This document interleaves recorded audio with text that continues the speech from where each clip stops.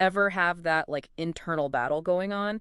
You know you should grab the healthy snack, but that chocolate cake is calling your name. Oh, Feels absolutely. like a battle of values. It really is, yeah. Like the subconscious struggle to align our actions with what we truly value, even when we don't realize that's what's happening. So we keep saying values, but what are we actually talking about here? Beyond, those cheesy posters with mountains, I mean. Well, you can think of values as those fundamental beliefs about what truly matters to us, deep down. Okay. You're like the compass that guides our choices, our priorities in life. They even influence how we actually live our lives day to day. Okay, so if my values are like my internal compass, are they like set or can they change over time? That's a really interesting question, and actually it's something we'll definitely unpack a bit later. But the short answer is yes, values can definitely evolve. Makes sense. Think about it. What you prioritized in your 20s is probably different now, right? Oh, yeah, definitely. Our life experiences, the relationships we have, even just naturally growing older, they all shape what we value. Totally. But where do we even start to figure out what these elusive values even are? Is there some kind of like secret formula? No secret formula, Really? unfortunately.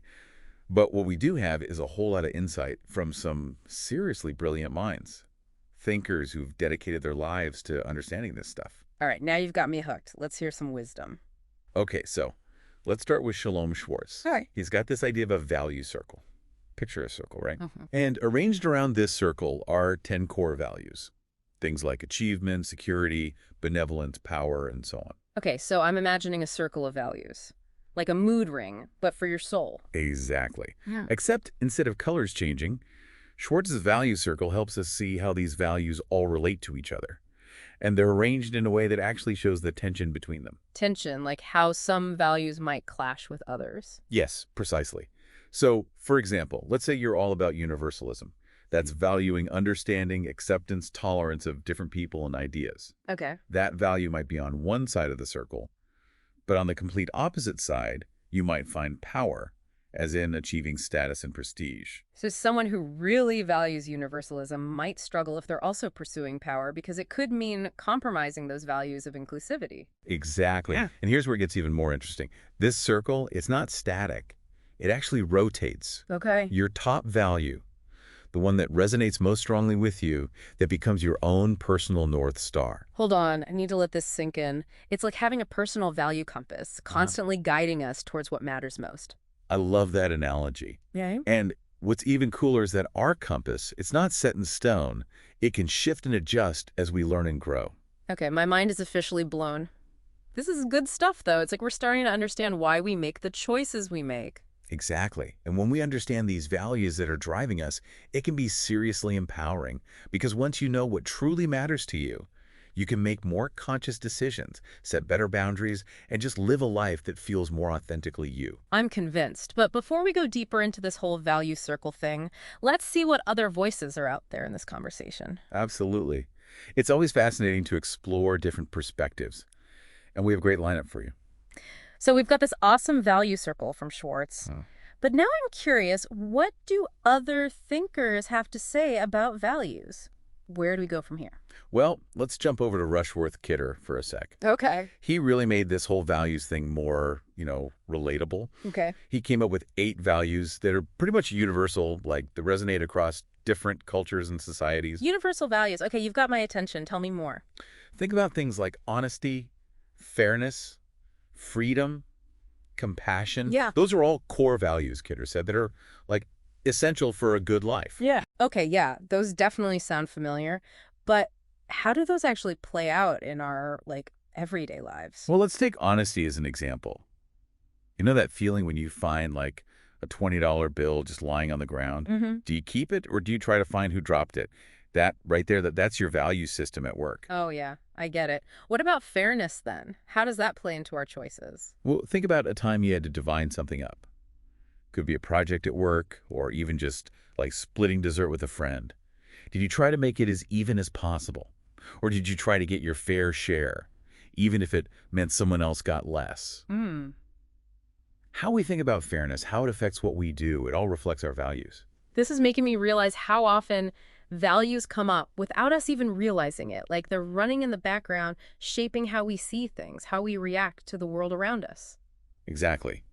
And it's not always pretty either. Don't forget, values can clash, both within ourselves and when our values bump up against other people's. Oh, yeah, good point. Like, what happens when my values are totally different from someone else's? That's where things get really interesting. But before we go there, let's bring in another voice into this. Ever heard of Jonathan Haidt and his work on moral foundations? Moral foundations. That sounds, intriguing, but also kind of heavy. Break it down for me. So Haidt's work is all about figuring out the values that drive how we judge what's right and wrong. He says we all have these built-in moral foundations, things like care, fairness, loyalty, authority, sanctity. Okay, so are those foundations like the building blocks for our sense of morality? You got it. And just like a regular compass points you north, our moral compass points us towards what we believe is right and wrong, good and bad. Right. But here's the thing. Different people, different cultures, they rank those moral foundations differently. So you're saying what I think is right might not be the same as what someone else thinks is right, and it all boils down to which of those moral foundations we value the most. Exactly. And that's where Haidt's work gets really relevant to, like, all the social and political stuff happening these days. Okay, now I'm really curious. How do moral foundations connect to something as, I don't know, complex as politics? Well, Haidt found that people who consider themselves liberal, they tend to really prioritize values like care and fairness. They're concerned about social justice, equality, protecting people who are vulnerable. On the other hand, you've got people who consider themselves more conservative. They often place a higher value on things like loyalty, authority, sanctity. They're more likely to emphasize tradition, respecting authority, and keeping society stable. So our political views actually come from these deeper moral foundations. It's not just disagreeing on policies. It's like we see the world in fundamentally different ways. You got it. Understanding this can be huge when it comes to having, actual productive conversations with people who have different political views. It's about recognizing we all come from different places with different values, and that's okay. This is all so interesting. I'm realizing that understanding values, both our own and other people's, can be really helpful, not just in our own lives, but also in how we deal with the world around us. For sure. It's about realizing we all have that internal compass shaped by our experiences, our beliefs, our values, and even though those compasses might point us in different directions, understanding how they work can help us find common ground, build some bridges. This deep dive has been so eye-opening so far. It feels like we've only just started to explore this topic. Yeah, definitely. But I'm curious, how do we actually put this knowledge into practice? That is the million-dollar question, right? All right. And that's what we're going to delve into after a quick break. Stay tuned. Things are about to get really practical. Okay, so we've explored this whole world of values, from Schwartz's value circle to Kidder's, like universal principles. Right. We even touched on Haidt's ideas about moral foundations. Uh-huh. But how do we actually use all this? It's one thing to get the theory, but how do we actually, live it? You're right. It's a bit like having this high-tech compass, but no map.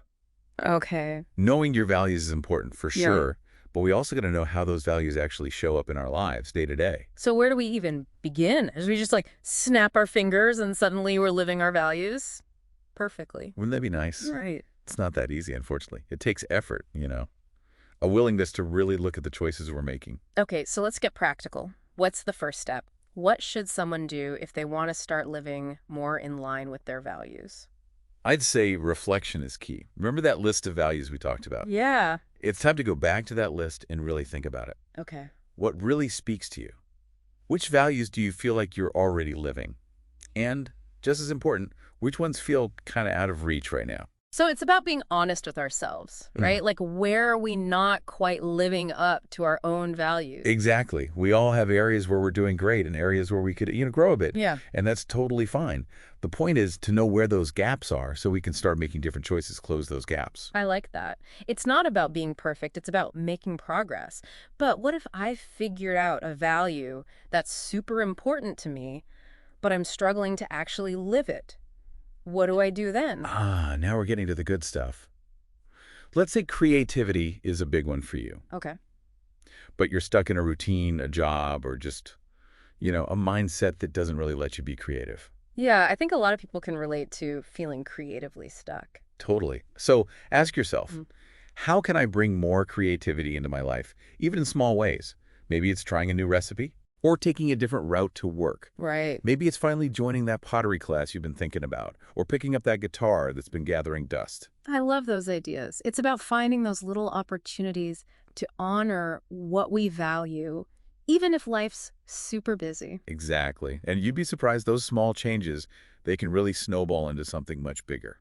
This has been such an insightful deep dive. I feel like we've just scratched the surface, though. No, there's always more to explore. Any last words of wisdom for our listeners before we wrap things up? Just remember, understanding your values, it's a journey, not a finish line. It's about always checking in with yourself, asking yourself the tough questions, being open to growth, to change.